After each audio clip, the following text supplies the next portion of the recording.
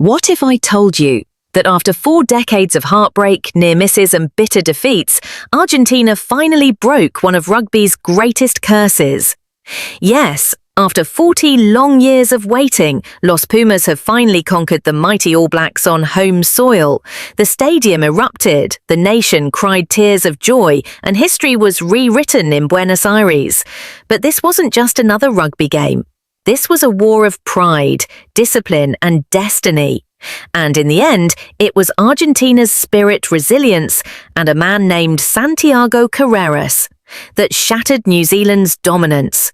Stay with me, because this is the story of Argentina's historic first ever home victory over the All Blacks.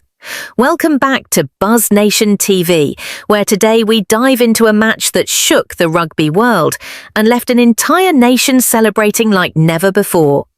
The Rugby Championship opener had already set the tone last week. Argentina had been humiliated by New Zealand, outplayed, outclassed, outscored.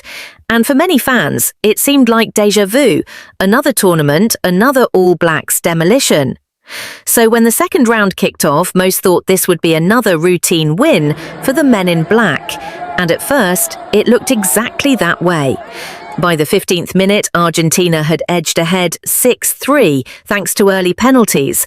But then, the All Blacks found their rhythm. Cody Taylor, celebrating his 100th cap, came close on the right side. And just minutes later, Billy Proctor pierced through a defensive gap and slammed the ball down. New Zealand were smiling. Argentina looked shaken. 6 minutes later, Fletcher Newell bulldozed his way through for another try. 13-6. The All Blacks were in control. The old story seemed to be repeating itself, but then everything changed. Will Jordan, usually a hero for New Zealand, saw yellow, and in that instant, Argentina smelled opportunity. From the line-out, Juan Martin Gonzalez surged through, grounding the ball and bringing Argentina back. Carreras converted. The stadium roared. It was 13-13. Moments later, another yellow. This time for Tupou Vaa'i. New Zealand were down to 13 men, Argentina charged forward, Bautista Delgui was inches from glory, but the ball slipped at the very last second. A cruel miss, and half-time arrived. When the players returned, the game turned into a battle of discipline, and Argentina had learned from their past mistakes. The All Blacks, known for their ruthlessness, suddenly lost their composure. Penalties piled up, and each time Santiago Carreras stepped up. One penalty, then another, then another. Like a cold assassin with the boot, he pushed Argentina ahead. Then came the breakthrough.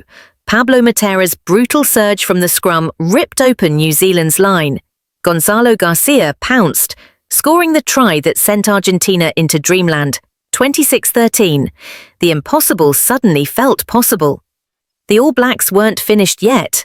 They never are. From a line-out maul, Samisoni Taukei'aho forced his way over, dragging New Zealand back into the fight. The tension was unbearable. Was Argentina about to choke again? But then, Sevu Reece made a costly error. A deliberate handball.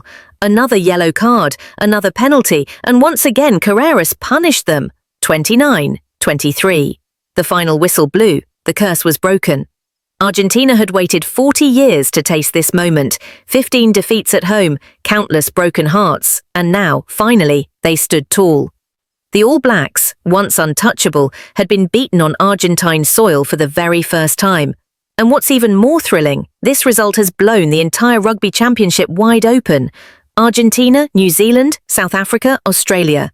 2 rounds in, and all 4 teams now sit on 1 win each. This tournament just became a battlefield.